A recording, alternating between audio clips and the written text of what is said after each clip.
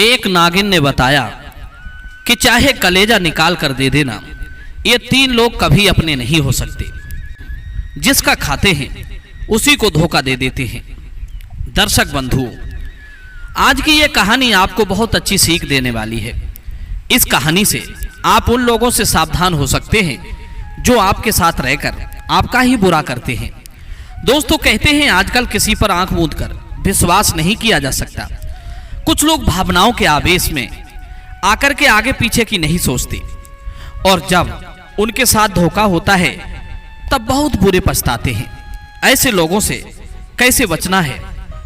कौन से 3 लोगों से हमें बचकर रहना चाहिए जिससे जिंदगी में हमें कभी विपत्ति का सामना ना करना पड़े? तो प्रिय मित्रों, इस कहानी को आप ध्यानपूर्वक सुनिएगा। प्राचीन समय की बात है। किसी गांव में एक किसान का परिवार रहता था। किसान रोज अपने खेत में काम करने के लिए जाता था। वो किसान के पास काफी जमीन थी और पहले हल और बैलों से ही खेतों की जुताई हुआ करती थी। किसान भी रोज अपने खेतों की जुताई करता था। उसका प्रतिदिन का काम था। दर्शक बंधु, एक दिन की बात है, किसान अपना खेत जोत रहा था। खेत की जुताई लगभग पूरी हो चुकी थी।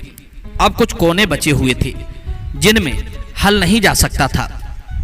अब किसान उन खेतों के कोनों को कुदाल लेकर खोदने लग जाता है। मित्रों, किसान खेत के 3 कोने तो खोद चुका था। चौथे कोने में किसान पहुंचता है तो वहां एक मणिधारी सांप की बाँ भी थी।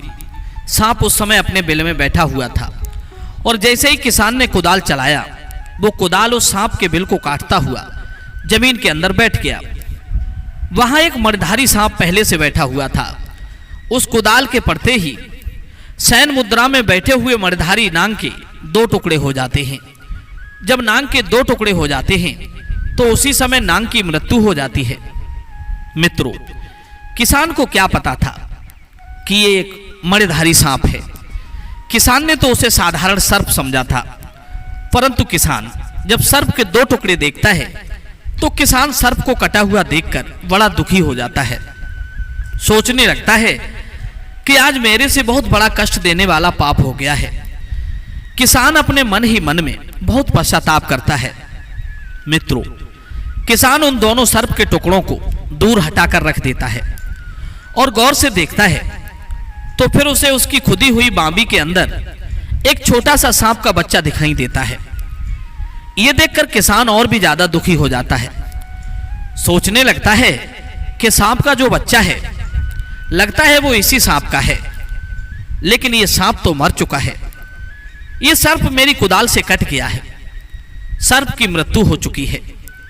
अब इस सांप के बच्चे का पालन पोषण कौन करेगा? मित्रों, वो किसान बड़ा ही दयालु किसान था। धर्म कर्म को अच्छी तरह से जानता था। यही सोचकर वो किसान एक प्रतिज्ञा लेता है कि सांप के बच्चे के सर से उसके पिता का साया मेरी वजह से उठा है, इसलिए मैं ये प्रतिज्ञा लेता हूं कि सांप के बच्चे को मैं अपने बच्चे की तरह इसका पालन पोषण करूंगा और इस सांप के बच्चे को अपने पुत्र की भांति ही रखूंगा। यही सोचकर वो किसान उस सांप के बच्चे को अपने घर ले आता है।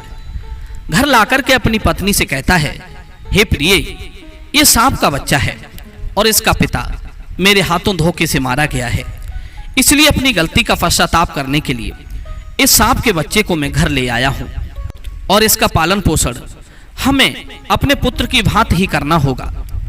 मित्रों, आपको बता दें कि उस किसान के घर में भी एक छोटा सा बच्चा था जो अभी छोटा सा ही था। अब किसान की पत्नी भी किसान की बात को मान लेती है। मित्रों, किसान की जो पत्नी थी वो भी बड़ी सीधी और बड़ी दयालु थी। किसान ने जब सर्प के बच्चे के पालने की बात कही तो किसान की पत्नी भी इस बात से राजी हो जाती है। कहने लगी, ठीक है पिया जी, बच्चा तो बच्चा होता है, चाहे वो किसी जीव जंतु का हो या इंसान का। बच्चे की हमेशा रक्षा करनी चाहिए। कहते भी हैं, बालक, वृद्ध, ब्राह्मण, स्त्री और धर्म की सदैव रक्षा करनी चाहिए। यही मानव का धर्म है। किसान की पत्नी कहती है, पिया जी, एक तो हमारा स्वयं का पुत्र है, दूसरा ये सांप का बच्चा है। इस सांप के पुत्र को भी हम अपने पुत्र की भांति ही प्रेम करेंगे, हमारे पुत्र की भांति ही हम इसको भी रखेंगे। मित्रों, किसान उस नाग के बच्चे को पालने लगता है, उसे बड़े प्यार से अपने पुत्र की तरह खिलाता पिलाता है। मित्रों, अब उधर उस नागिन का हाल सुनिए, जिसे जानकर आप भी हैरान रह जाएंगे। जिस वक्त किसान के हाथों सांप मारा गया था, उस वक्त उस बिल के अंदर वो मणिधारी नाग और उसका बच्चा ही था। लेकिन नागिन उस समय बिल के अंदर नहीं थी। नागिन उस समय एक परी का रूप धारण करके इंद्रलोक को गई थी। जैसे ही उस नागिन का पति मृत्यु को प्राप्त होता है, तो नागिन इंद्रलोक में उसे अपशकुन दिखाई देने लगते हैं, क्योंकि जो स्त्री पतिव्रता होती है, कहते हैं उन्हें माता देवी की शक्ति मिल जाती है। नागिन इंद्रलोक में भयंकर अपशकुन देखकर घबरा जाती है। वो फौरन अपने बिल के पास आती है, तो नागिन देखती है कि उसका पति सर्प 2 टुकड़ों में कटा पड़ा है, मरा पड़ा था। यह देखकर इच्छाधारी नागिन बड़ी दुखी होती है, विलाप करती है, चिल्लाती है, लेकिन कुछ नहीं होने वाला था। अब वो नागिन उस बिल के अंदर घुसकर जाती है और अपने बच्चे की तलाश करती है, तो उस नागिन को उसका बच्चा भी नहीं मिलता है। अब वो नागिन और भी ज्यादा दुखी हो जाती है, बहुत रोती चिल्लाती है, विलाप करती है, क्योंकि अब उस नागिन का पूरा परिवार ही उजड़ गया था। एक तो उसका पति मर गया था, दूसरा उसका पुत्र नहीं मिल रहा था। अब नागिन सोचने लगती है कि जिसने भी मेरे पति को मारा है, उसी ने शायद मेरे पुत्र को भी मार दिया है। यही सोचकर नागिन खूब जोर जोर से रोती है, खूब चिल्लाती है, लेकिन नहीं तो उसका पति जीवित होता है और ना ही उसको उसका पुत्र मिल पाता है। यह देखकर नागिन का क्रोध भड़क जाता है और नागिन भी अपने पति की मरी हुई लाश के सामने जाकर के एक प्रतिज्ञा लेती है। और नागिन प्रतिज्ञा इस तरह की लेती है कि जिसने भी मेरे पति को मारा है, मेरे पुत्र को मारा है, उसका भी मैं वंश खत्म कर दूंगी। प्रिय बंधुओं, जिसने मेरे वंश को नष्ट किया है, उसका पूरा परिवार मेरे द्वारा नष्ट कर दिया जाएगा। उसके परिवार में किसी एक को भी मैं जिंदा नहीं छोड़ूंगी। इस तरह की प्रतिज्ञा नागिन लेकर चल देती है। अब तो नागिन इस तलाश में जुट जाती है कि मेरे पति और मेरे पुत्र का हत्यारा कौन है, उसका कातिल कौन है। मित्रों, इस तलाश में नागिन दिन रात एक कर देती है, मगर उसे उसके पति का कोई हत्यारा नहीं मिल रहा था। इधर क्या होता है, दूसरे दिन फिर से किसान अपने खेत में जाता है और बची हुई जमीन को कुदाल से खोदने लग जाता है। अब जैसे ही किसान खेत में पहुंचता है और जमीन को उसी कुदाल से खोदने लग जाता है जिस कुदाल से सांप की मृत्यु हुई थी, तो मित्रों, उस कुदाल पर सांप का खून लगा हुआ था। कहते हैं सांप कभी अपनी दुश्मनी नहीं छोड़ता। अब नागिन भी उस दिन उसी बिल के पास बैठी हुई थी, अपने पति की लाश के आसपास ही मंडरा रही थी। अब जैसे ही किसान उस कुदाल को लेकर जमीन खोदने लगता है, तो उस नागिन की नजर उस कुदाल पर चली जाती है और कुदाल को देखने लगती है कि उस पर तो उसके ही पति का खून लगा हुआ है। कुदाल पर लगे खून को देखकर नागिन सोचने लगती है, लगता है ये वही दुष्ट है जिसने मेरे पति और मेरे बेटे को मारा है। मित्रों, अब नागिन को यह पता चल जाता है कि उसका पुत्र और उसके पति का कातिल कौन है। अब नागिन अपनी प्रतिज्ञा पूरी करने में लग जाती है कि जब तक मैं इस किसान का वंश नहीं मिटा दूंगी, तब तक शांति से नहीं बैठूंगी। मित्रों, अब नागिन सोचने लगती है कि सबसे पहले इस किसान के घर का पता लगाऊंगी, उसके बाद यह पता लगाऊंगी कि इसके परिवार में कितने लोग हैं। उसके बाद एक एक को डसना शुरू करूंगी, एक एक को गिन गिन के मृत्यु के मुख में पहुंचा दूंगी। मित्रों, इस तरह की एक रणनीति वो नागिन बना लेती है। जैसे ही वो किसान शाम के वक्त खेतों में से काम बंद करके और अपने घर की तरफ लौटता है, अपने घर को जाता है, तो उस किसान के पीछे पीछे वो नागिन भी किसान के घर की तरफ चल देती है। जैसे ही किसान अपने घर के अंदर जाता है, तो नागिन भी किसान के पीछे पीछे उसके घर पहुंच जाती है। अब किसान घर के अंदर घुस जाता है। किसान की पत्नी दरवाजा बंद कर लेती है और नागिन बाहर ही रह जाती है। अब नागिन किसान के घर के अंदर प्रवेश करने के लिए जगह ढूंढती है, लेकिन उसको कहीं पर भी कोई जगह अंदर प्रवेश पाने के लिए नहीं मिलती है। अब नागिन पास में पड़े कूड़े कचरे में जाकर बैठ जाती है और इंतजार करती है कि किसान कब अपने घर के दरवाजे को खोलेगा और कब मैं इसके घर के अंदर प्रवेश करूंगी। मित्रों, कुछ ही देर बाद फिर से किसान की पत्नी किसी काम से अपने घर के दरवाजे को खोलती है और कुछ काम से घर से बाहर चली जाती है। मित्रों, इसी मौके का फायदा उठाकर वो नागिन किसान के घर में घुस जाती है। अब जैसे ही नागिन किसान के घर के अंदर प्रवेश करती है तो सबसे पहले किसान का एक छोटा सा पुत्र नागिन को नजर आता है, जो पालने में झूल रहा था। अब नागिन सोचने लगती है कि क्यों ना इस किसान के पुत्र को सबसे पहले खत्म कर दूं, ताकि इसको यह पता चले कि पुत्र का वियोग क्या होता है।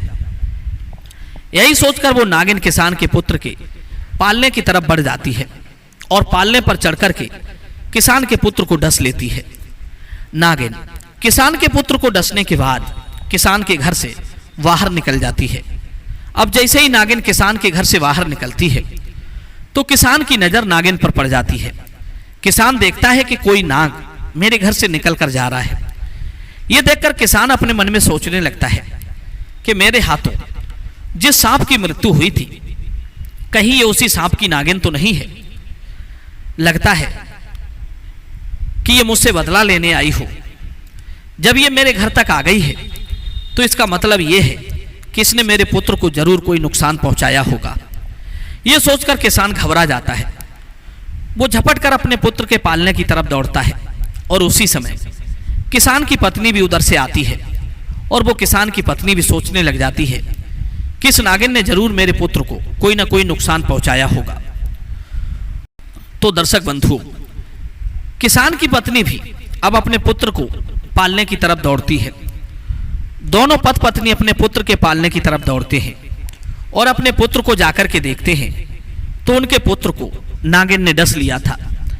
किसान और किसान की पत्नी चिल्लाते हैं, विलाप करते हैं, अपने पुत्र को गोद में उठा लेते हैं और इधर उधर भागने की कोशिश करते हैं। सोचने लगते हैं कि किसी वैद्य से इसका उपचार करवा दें, लेकिन अब रात्रि के समय कोई वैद्य नजर नहीं आता है। मित्रों, उस जमाने में कोई हॉस्पिटल नहीं थी, कोई भी ऐसी चिकित्सा व्यवस्था नहीं थी। सिर्फ और सिर्फ वैद्य हुआ करते थे। अब कुछ ही देर में किसान के पुत्र के अंदर जहर चढ़ जाता है और जैसे ही जहर चढ़ता है तो किसान के पुत्र के मुख से झाग निकलने लगते हैं। उसकी आंखें नीली पड़ जाती हैं, पूरा बदन नीला पड़ जाता है। धीरे धीरे किसान के पुत्र के प्राण पखेरु उड़ जाते हैं। मरे हुए पुत्र को देखकर दोनों पति पत्नी खूब रोते हैं, खूब चिल्लाते हैं, लेकिन अब क्या होने वाला था। अंततः किसान अपने पुत्र का दाह संस्कार कर देता है और अपने दिल पर एक पत्थर रखकर सोचने लगता है कि नागिन ने अपना बदला पूरा कर लिया है। उसने उसके पति के बदले में मेरे पुत्र की जान ले ली है, इसलिए नागिन का बदला पूरा हो चुका है। अब मैं नागिन के पुत्र को ही अपना पुत्र समझूंगा और उसी के सहारे हम दोनों पति पत्नी अपना जीवन व्यतीत करेंगे। क्योंकि बंधुओं, नागिन का जो पुत्र हमारे पास है उसको हम हमारे पुत्र की भांति पालन पोषण करेंगे। अब वो किसान और किसान की पत्नी उस नागिन के पुत्र से बेइंतहा मोहब्बत करने लग जाते हैं। उसकी हर छोटी छोटी चीजों का ख्याल रखते हैं, हर जरूरत का ख्याल रखते हैं। दोनों पति पत्नी नागिन के बच्चे की सेवा में लग जाते हैं, उसी को ही अपना पुत्र मान लेते हैं। कुछ दिन निकलने के बाद नागिन फिर से किसान के घर में आती है। अब की बार नागिन सोच के आती है कि इस बार मैं किसान को खत्म कर दूंगी जिसने मेरे पति की हत्या की है। मेरे पुत्र के हत्यारे को मैं जीवित नहीं छोड़ूंगी। यही सोचकर नागिन किसान के घर में प्रवेश कर जाती है और जैसे ही नागिन किसान के घर में प्रवेश करती है तो नागिन देखती है कि किसान और किसान की पत्नी एक सांप के छोटे से बच्चे को दूध पिला रहे हैं और बड़े प्यार से लाड़ प्यार दुलार कर रहे हैं। पुत्र पुत्र कहकर के नागिन के बच्चे को दूध पिला रहे थे। यह देखकर नागिन बड़ी चकित रह जाती है। नागिन अपने पुत्र को पहचान लेती है और सोचने लगती है कि यह तो मेरा ही पुत्र है और मेरे पुत्र को किसान और किसान की पत्नी दोनों पुत्र की तरह प्रेम कर रहे हैं। यह देखकर नागिन बड़ी आश्चर्यचकित हो जाती है और अपने मन में गिलानी से भर जाती है। नागिन सोचती है कि मैं तो इस घर में एक बदले की भावना से आई थी। मैं तो ये सोच रही थी कि इस किसान के संपूर्ण परिवार को नष्ट कर दूंगी, एक भी इंसान को जीवित नहीं छोड़ूंगी। लेकिन किसान और किसान की पत्नी तो बड़े दयालु हैं, बड़े धार्मिक प्रवृत्ति के हैं, जो मेरे पुत्र को अपने पुत्र की भांति प्रेम कर रहे हैं। इस नज़ारे को देखकर नागिन रोने लगती है, अपनी आंखों से आंसू बहाती है और अपने किए हुए पर पश्चाताप करती है। अब नागिन किसान के घर से वापस निकलकर चली जाती है और अपने पति के मृत शरीर के पास जाकर अपने पति से कहने लगती है, हे नाथ, मेरे द्वारा बहुत बड़ा पाप हुआ है। हो सकता है किसान से आपकी मृत्यु किसी अनजाने में हुई हो, किसी हादसे का शिकार हुआ हो, लेकिन मैंने जानबूझकर किसान के पुत्र को मौत के घाट उतार दिया है। इसी बात की मुझे बहुत बड़ी गिलानी हो रही है। और किसान की पत्नी दोनों ही बड़े धार्मिक प्रवृत्ति के हैं, जो हमारे पुत्र को अपने पुत्र की तरह प्रेम कर रहे हैं। मित्रों, अब नागिन बहुत पश्चाताप करती है, रोती चिल्लाती है और अपनी करनी पर पछताती है। अब 1-2 दिन बाद में फिर से वो नागिन किसान के घर में जाती है। अब की बार ये सोचकर जाती है कि वास्तव में किसान और किसान की पत्नी मेरे पुत्र से प्रेम कर रहे हैं या फिर ऐसे ही कोई दिखावा कर रहे हैं। तो फिर नागिन दोबारा से देखने जाती है, तो उसने जाकर के देखा कि वास्तव में किसान और उसकी पत्नी इस तरीके से बातें कर रहे थे कि हमारे तो कोई पुत्र नहीं है, हमारे एक पुत्र था, वो खत्म हो गया। अब हमारा पुत्र सिर्फ और सिर्फ ये नागिन का बच्चा है, यही हमारा पुत्र है और इसी के सहारे हम हमारा जीवन व्यतीत करेंगे। इस बात को सुनकर नागिन बड़ी आश्चर्यचकित हो जाती है और नागिन को यह संपूर्ण विश्वास हो जाता है कि किसान मेरे पुत्र से बेइंतहा मोहब्बत करते हैं, अपने पुत्र की भांति प्रेम करते हैं। अब नागिन अपनी गलती का पश्चाताप करने के लिए सोचने लगती है कि मैंने उनके पुत्र को खत्म किया, ये अच्छा नहीं किया। अब मैं ऐसा क्या करूं जो इस पाप से बच जाऊं। बंधुओं, वो नागिन पश्चाताप करने के लिए शिव जी के मंदिर में जाती है और भोलेनाथ की परिक्रमा करती है। ऐसा कहा जाता है कि नाग और नागिन भोलेनाथ के परम भक्त होते हैं और जब नाग नागिन दिल से यदि भोलेनाथ से कुछ भी चीज मांगते हैं तो देवादिदेव महादेव नाग और नागिन की इच्छा को पूरा जरूर करते हैं। उसी दिन से नागिन भोलेनाथ की पूजा शुरू कर देती है। अब वो नागिन भोलेनाथ से सिर्फ एक ही चीज मांगती है कि हे प्रभु, मैंने जाने अनजाने में किसान के पुत्र को खत्म कर दिया है, उसका वंश नष्ट कर दिया है और अब मैं ये चाहती हूं कि उस किसान को किसी भी तरीके से एक पुत्र की प्राप्ति हो। नागिन की पुकार को भोलेनाथ सुन लेते हैं।